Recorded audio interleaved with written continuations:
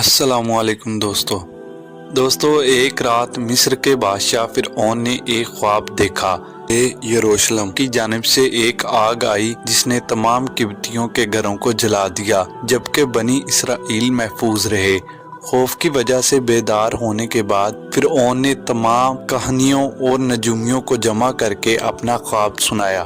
انہوں نے فرعون کو بتایا کہ بنی اسرائیل میں ایک بچہ پیدا ہوگا جو فرعون کی حکومت کو ختم کرے گا۔ وہ بچہ کون تھا اور اس نے فرعون کی حکومت کو ختم کر کے کس طرح مصر کی تاریخ کو بدل ڈالا۔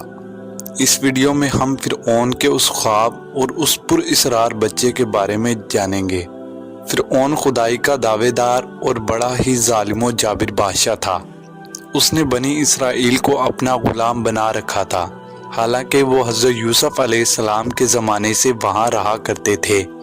حضرت یوسف نے اپنے والد حضرت یعقوب علیہ السلام اور اپنے بھائیوں کے لیے زمین کا ایک حصہ اس وقت کے فرعون بادشاہ ریان بن ولید سے لیا تھا، اور حضرت یعقوب علیہ السلام کی وہی نسل بنی اسرائیل کہلائی۔ یہ لوگ حضرت یعقوب علیہ السلام کا دین ماننے والے تھے، اس لیے اس وقت اللہ کے قریب سب سے زیادہ بہتر جماعت یہی تھی۔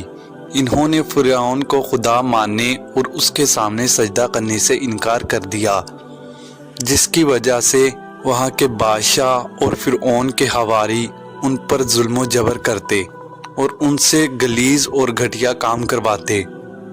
فرعون نے جب کاہنوں اور نجومیوں کو اپنا خواب سنایا تو انہوں نے فرعون کو بتایا کہ بنی اسرائیل میں ایک بچہ پیدا ہوگا جو اہل مصر کی ہلاکت کا باعث بنے گا۔ یہی بات بنی اسرائیل میں بھی مشہور تھی۔ اس وجہ سے فرعون اور پریشان ہو گیا اور اس نے حکم جاری کیا کہ بنی اسرائیل میں پیدا ہونے والے ہر نامولود لڑکے کو قتل کر دیا جائے۔ اس کے اس حکم کی تکمیل کرنے کے لیے فرعون کے حواری اور اس کے سپاہیوں نے ہر ممکن قدم اٹھایا، لیکن اللہ کے فیصلے اٹل ہوتے ہیں، اور دیکھتے ہی دیکھتے بنی اسرائیل کے ہزاروں نامولود بچوں کو ذبح کر دیا گیا۔ ایک دن قبطی سرداروں نے فرعون کو کہا کہ اگر بنی اسرائیل کے لڑکوں کا یوں ہی قتل عام ہوتا رہا تو ہمیں خدمت گزار ملنا مشکل ہو جائے گا، اور پھر ہمارے یہ غلیظ اور گھٹیا کام کون کرے گا؟ پھر فرعون نے حکم دیا کہ 1 سال چھوڑ کر بچے قتل کیے جائیں۔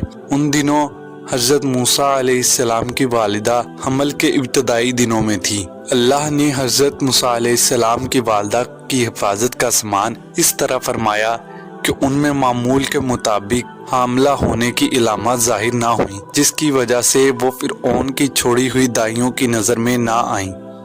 آپ نے یہ بات چھپائی رکھی یہاں تک کہ پیدائش کا وقت آن پہنچا اور آپ نے حضرت موسیٰ علیہ السلام کو جنم دیا۔ کچھ قریبی لوگوں کے علاوہ اس بات کا علم اور کسی کو نہیں تھا۔ نجومیوں نے فرعون کو اطلاع دی کہ بچہ پیدا ہو چکا ہے۔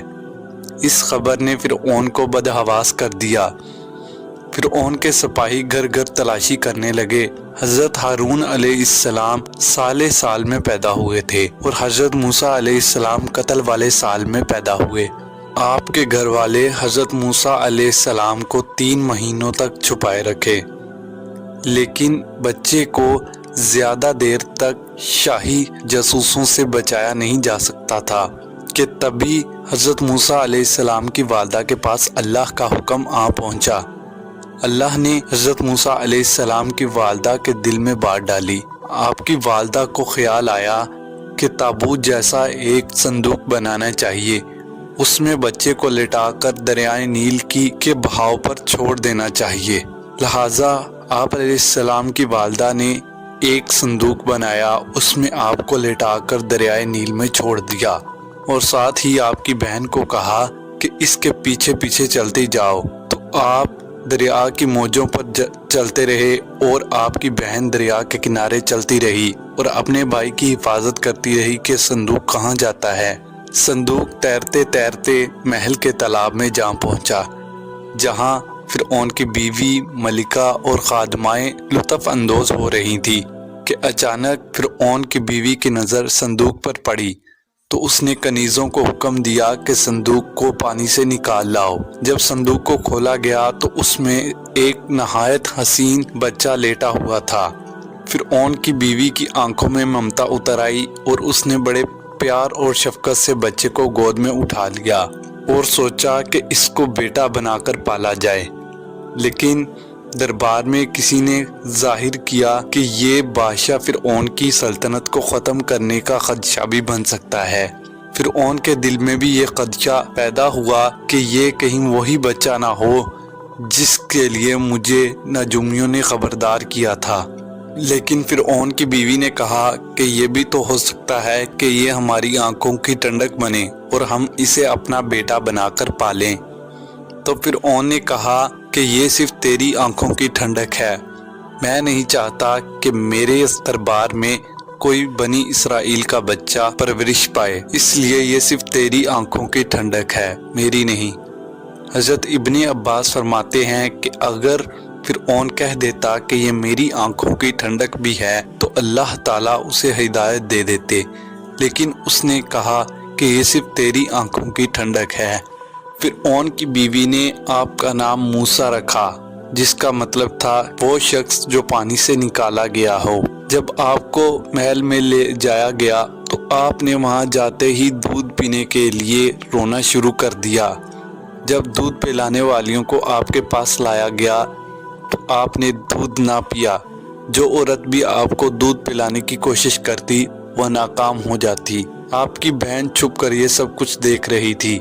اس نے آ کر فرعون کی بیوی کو کہا کہ میں آپ کو ایسا گھرانہ نہ بتا دوں جو آپ کے لیے اس بچے کی پرورش کرے، کیونکہ وہ ایک غریب گھرانہ ہے۔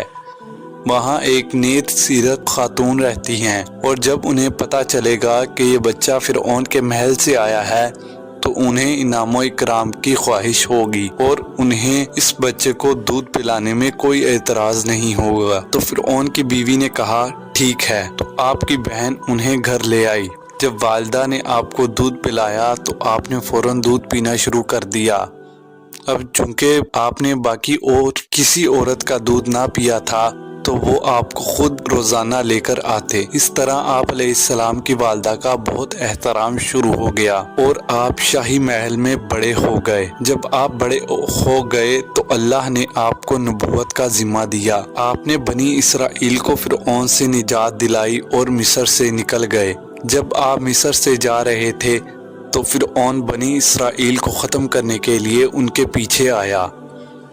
جب بنی اسرائیل بحر احمر کے پاس پہنچے تو اللہ نے ان کے لیے دریا میں سے راستہ بنا دیا۔ بنی اسرائیل والے تو گزر گئے، لیکن جب فرعون اور اس کا لشکر دریا کے درمیان میں پہنچا تو وہ راستہ دوبارہ بند ہو گیا، جس کی وجہ سے فرعون اور اس کا لشکر تباہ و برباد ہو گیا اور فرعون کا وہ خواب پورا ہو گیا اور اس کی حکومت نیست و نابود ہو گئی۔ امید کرتا ہوں آپ کو ویڈیو پسند آئی ہوگی۔ اگر آپ کو ویڈیو پسند آئی ہو تو اس کو لائک، کمنٹ اور شیئر کر دیں اور ہمارے چینل کو سبسکرائب کرنا مت بھولیے گا۔ اللہ حافظ۔